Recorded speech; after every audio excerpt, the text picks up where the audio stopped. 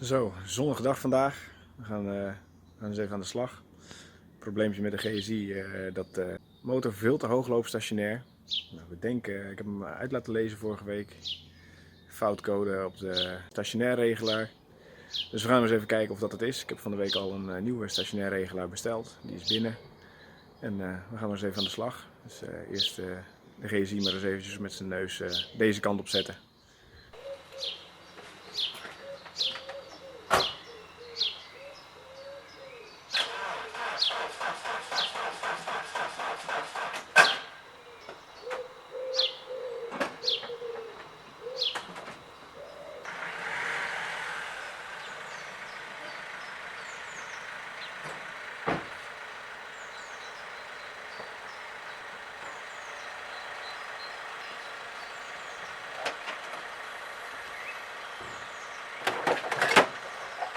Nou, we hebben de startkabels van de station naar de GSI. Die stond alweer een tijdje stil, dus die was dood.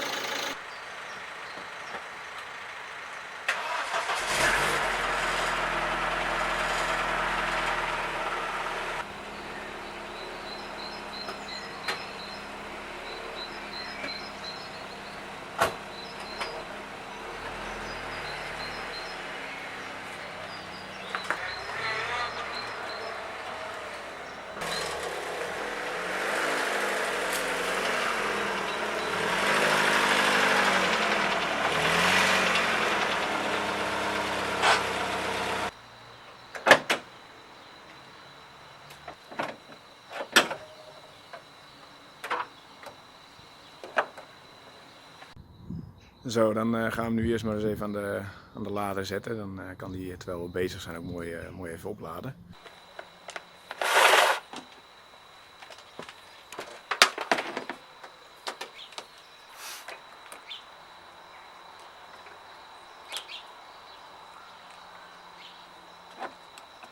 Zo, en als we dan even gaan kijken waar zit dan die luchtregelaar, of die stationair regelaar.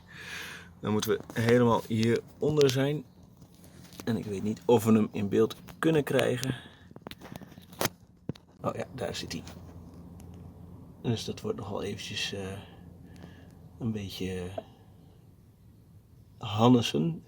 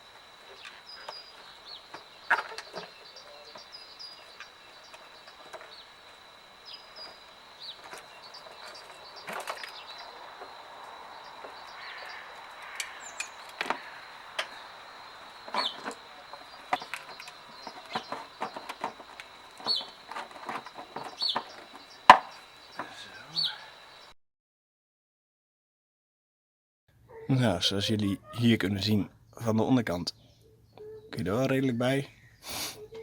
Ik zie dat het een beetje een rommeltje is aan kabels. En daar zal ik ook gelijk even wat aan doen. Even kijken of ik het kan tapen. Kijk, surfen.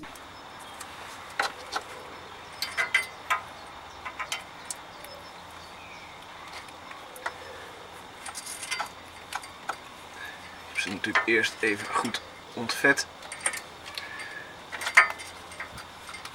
Zodat de kans dat de tape lang blijft zitten ook wat groter is.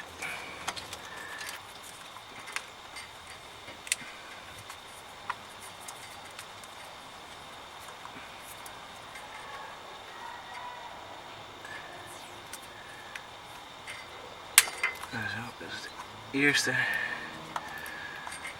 Nou, eventjes die van de stationair regelaar. Oh, die ligt ook helemaal open. We beginnen natuurlijk op de hoofdkabel. En dan pakken we over de aftakking.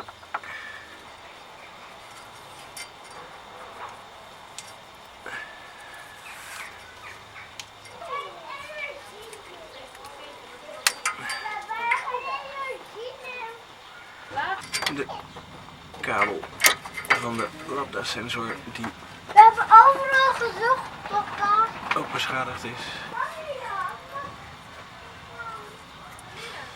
Die heeft ooit tegen de aandrijfas aangelopen. Zo.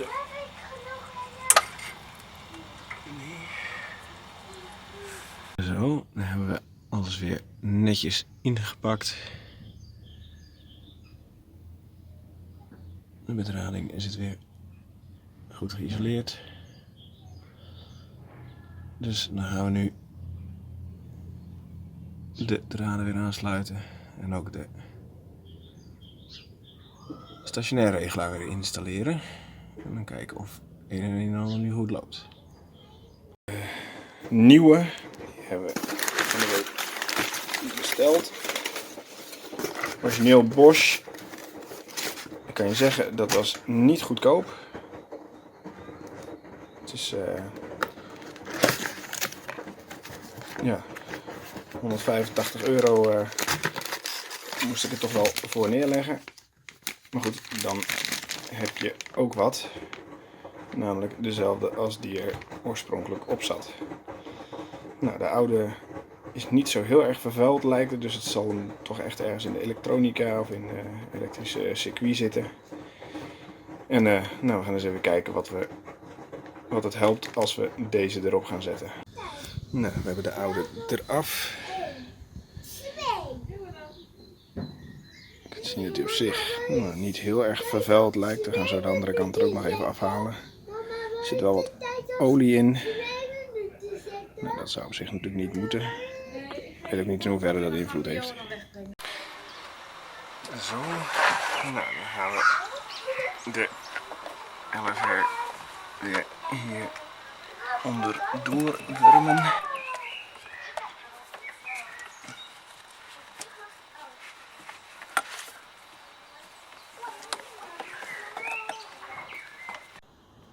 Nou, de operatie zit er inmiddels op. De regelaar is vervangen.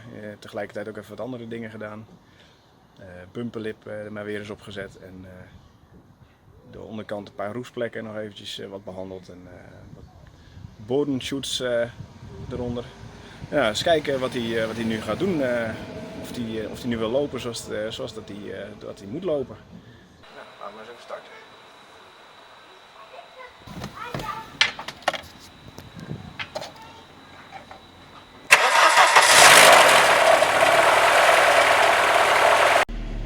Kijk, dat is hoe we het graag zien. Klinkt prima.